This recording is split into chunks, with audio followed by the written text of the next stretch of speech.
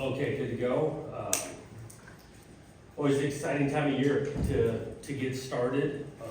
Obviously, a lot of work starting in January all the way back, months of trying to improve, right? Bigger, stronger, faster weight room, spring ball, summer, all of that.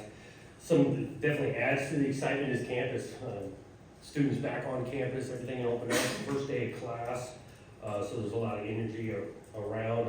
I want to thank the fans that came out for Meet the Spartans last Thursday. I thought that was really a meaningful event for our guys to see the appreciation they had and getting around our fans was big time stuff. Counting on a record-sized student section this coming Friday to add to our energy and create a home field advantage. I'm looking forward to that. I think some unique, cool things at the tailgate at Lund Field that's going to take place on Friday. So just a lot going on to add to the excitement of this particular game and this season. I know our guys are ready to go out there with all the work they've put in. Haven't been able to talk about it a ton. We announced captains a while ago, but really proud of those 5 guys that represent us. Again, team vote, the team comes up with this. And actually did some on the side with the coaches, just kind of get their feel of where they would place it, and they had the same top 5. So that just confirmed to me that Jordan Hall, Aiden Childs, Matt Golden, Quindarius Cunningham, and Sam Edwards were the right choices for that. We will do an honorary captain weekly. I've always believed in that in regards to, we got a lot of guys that got votes, felt like they had influence or leadership on the team. Things take place during the year, guys are doing great things, and we will continue to have that.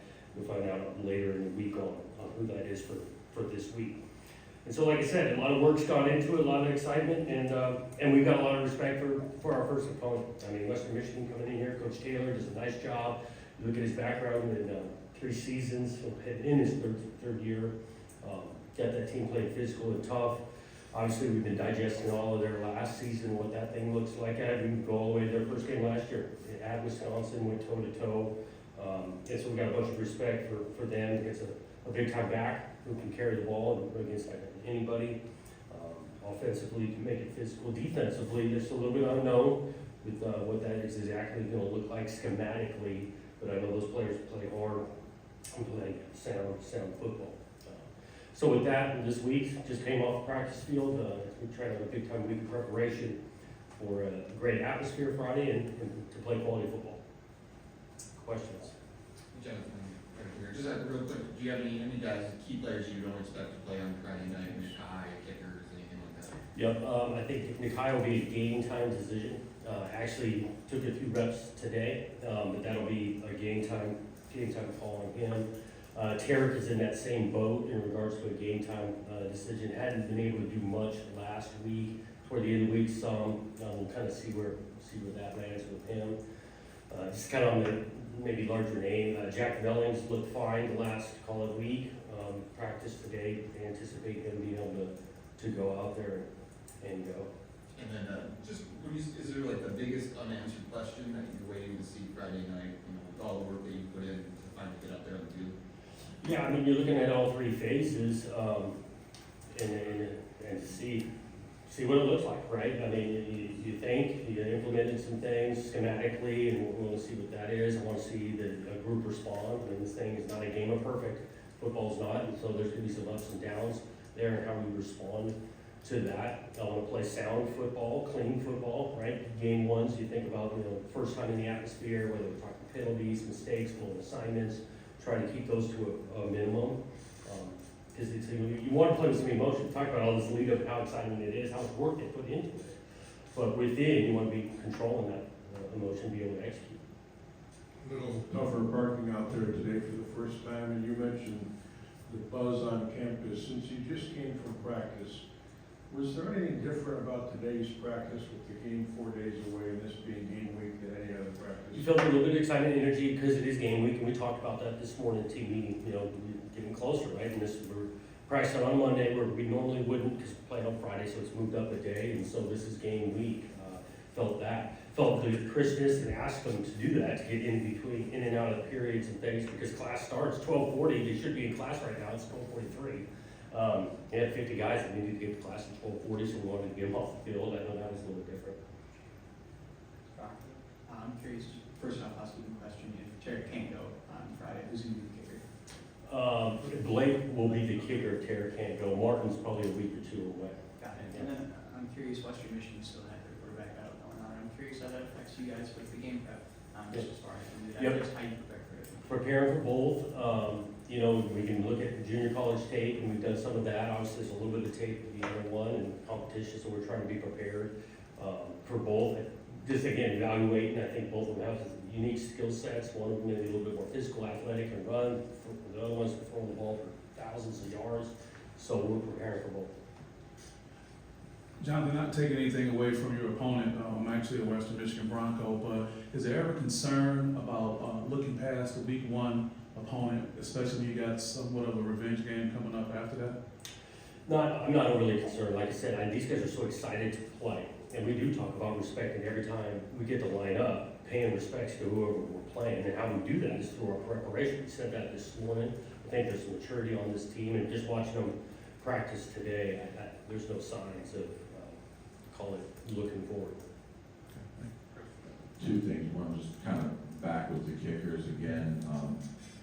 With the early season games, how much of it is maybe trying to, I don't want to say minimize, but make sure that those other two guys, Connington and Basic, are healthy for the rest of the year? Does that play into the decision right now? Well, yeah, we want them healthy to be able to execute the kick. We're not going to put them out there if they're not healthy.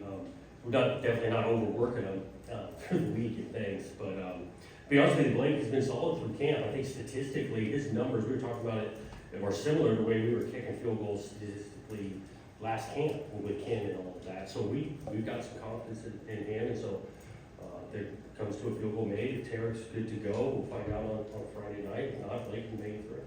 And the second question about the offensive line in particular. I know we spent a lot of time in the offseason talking about getting them up to speed, getting the run game going again, getting the blocking right.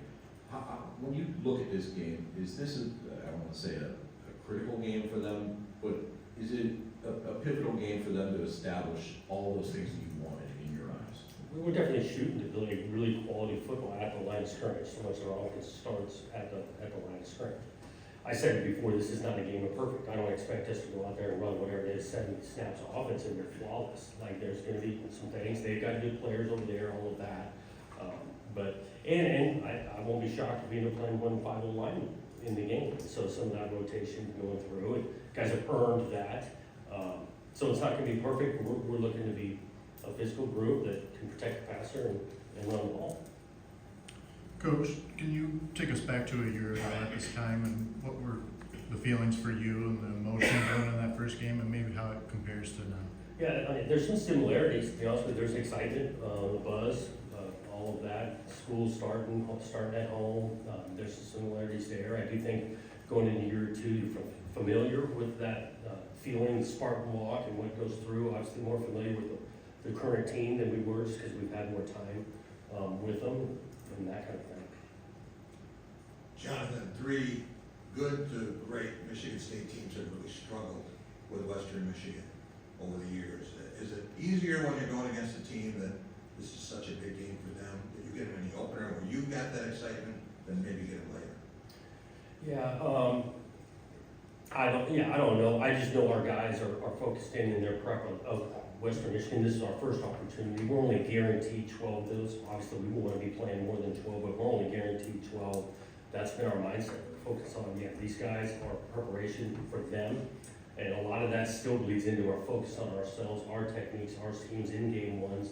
When you're less certain, right? There's not a bunch of you're in week 6 and you got 5 games of tape of trusting your goals and focusing on ourselves. Coach, obviously Kelly and McRae are incoming transfers. How do you think their ability to play will impact the passing game? Yeah, I look forward to seeing those guys because they got skill set with their speed, route running. I think both of them catch the ball naturally. I think McRae does a nice job at the interior getting open, whether we're talking option routes, running things off a linebacker. Kelly can take the top off, but he can do some stuff in the interior, a little bit larger frame.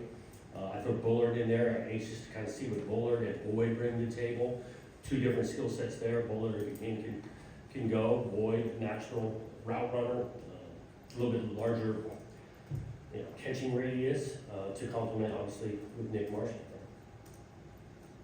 When I look through your captains, I see a lot of guys who played a lot of football, prominent positions in this team. Now, like Sam Edwards is a guy who hasn't had a whole lot of those snaps, and I think has filled a lot of auxiliary roles. So what's it like to see him recognized as a captain with this team, having that honor? Yeah, it was really happy for him, proud of him, and I was glad, because I do think, you talk about like kind of a glue guy for the whole operation, can do multiple things, special teams wise, but selfless. You see the looks he gives out at practice. He could go out there in the game and function fine on defense, but he's got some guys in front of him.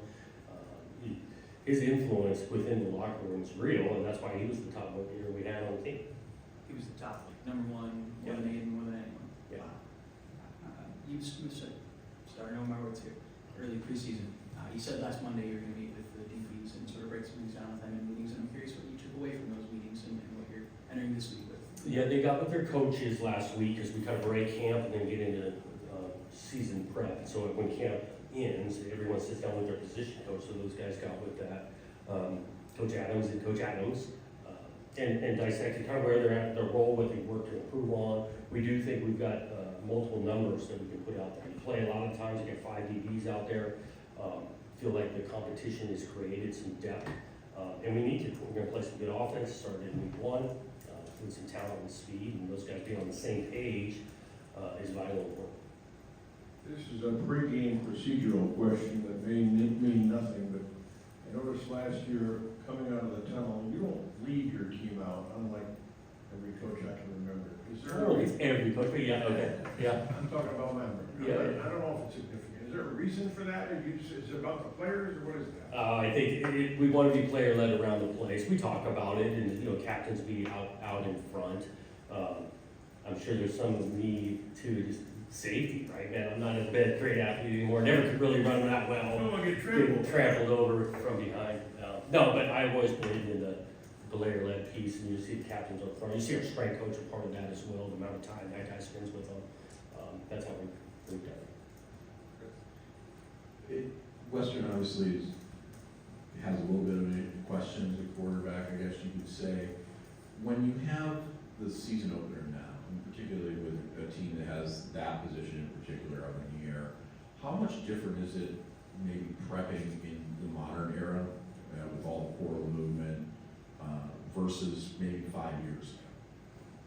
Yeah, I mean, it's quite a bit different, not just the quarterback position, but you're tracking down tape from last year wherever they were playing, right? Whether it's junior college or they were back up at a certain spot, and then you look into the skill sets of the perimeter, where the running back, receiver, and well, he was at this previous place, and he was, and we've got the same thing going on our side. So it's quite a bit different that way, and then you do throw in a new defensive coordinator, so there's some unknowns that come with that. But I will say, even there's going to be some unknowns, even if the system's been in place for 10 years, right? We're always looking at ourselves postseason, self-scouting, want to dabble in some new type of schemes. We're going to show some new stuff on it. John, I kind of want to ask something along the same lines.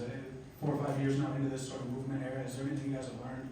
Week 1, there's always going to be unknowns, like you said, it always has been, but is there anything you guys have learned that's like, okay, maybe this is less important, this is very important in terms of trying to piece this together with so much movement? Right. Or is it just hard work? That's just... Yeah, it's not always easy. Because you get new players, you can't just sit and assume, oh, this guy's played college football 3 or 4 years, he knows these things. Like, we're back to ground level, substitutions, how we're operating on the sideline, timeouts, halftime, where do you go, what kind of adjustments, the communication, signals, like all of that is ground level every year. Also curious, is there any position groups that you guys as a staff sort of look at this game as sort of an extended audition? It's not anything against Western, but just the timing going into from camp to week 1, is there anything where you're still like, let's see some game reps to sort of keep evaluating? Yeah, we want to, and we're going to do that kind of really throughout the year, but in this game 1, where position groups are at, there's going to be a few of them that we're going to rotate a decent amount. I already kind of mentioned the O-line, I can see us playing more than 5 guys there. The rush position, maybe a little bit more, usually it's about a 2-man rotation, you might see more guys there. Secondary, you might see a guy or two besides just 5 guys the entire time. We're going to rotate receivers just like we do, but we'll probably run 6 receivers out there. Think off the top of my head, probably 3 backs, if not 4, but definitely 3. So you're going to see a decent amount. Yeah. You got 2 sophomore running backups, Brandon and Mackay, who were able to see the field just a little bit last year. What type of skill sets do they have, and what kind of share of the carries do you anticipate to see them get this year? Yeah, I think with Mackay, Frazier, he getting close to being a complete back. I mean, he can put his foot in the ground, physical, make a miss, catching the ball out of the backfield. I think he showed some of that during fall camp, and I think that's grown to be a weapon for him. Brandon, physical runner, likes to get downhill and finish his runs. And done well on the protection side. Mackay throw in there as well. So both those guys, we feel I think it's helped with the Tolliver back here. All three of those guys pushing each other. We feel like we get a good skill set out there. When it is week one, and not everything's gonna be perfect, what do you look for Aiden and what he's gonna look like out there on Friday? Yeah, let him operate, and trust what he sees and take what they give you. They get us in the right play, and compete. Go out there and he's prepped. He's worked really hard. What around him? Trust the guys around him. Trust what he sees, and then go compete with it. Quarterback, you're always thinking about the functionality, play clock, correct play, those kind of procedural things that they can control. Want to do a nice job with that. So I get a couple more with Jack and then Jonathan, you mentioned Simmons and Collier and also Aiden and Jace. Any other freshmen who impressed you enough you know they're going to be on the field, and you know what you're doing yet with your kick returns? Those four, you're talking about true freshmen out the gate. Savory, we'll kind of see how the game goes, still up in the air, and that's the beauty of being able to play 4 games. We want to get those guys in games, whether they end up redshirting or not. So beyond those 4 that you listed, Savory beat one. On the punt return, kick return side, I think that's still, Cadillac, Alante Brown on the kickoff return, he's done it before. He probably give us a chance there. Amari Kelly on the punt return side, but Collier's a mix in that. Talking about the conversation, he's a really natural punt returner. Can do it. Butler get some reps there and on kickoff return. Jace will be a part of kickoff return at some point, whether that's in week 1 or not, I don't know. So we've got some options back there. Jonathan, you had, obviously, you had Jonathan Kim, you knew the range, you knew everything, you had a kicker. And I'm wondering if when you don't know it exactly there, does it affect your red zone decisions, your play calling? Like, I know red zone offense is something you wanted to pick up on anyway. I'm wondering if it changes the way you call a game. Yeah, 100%.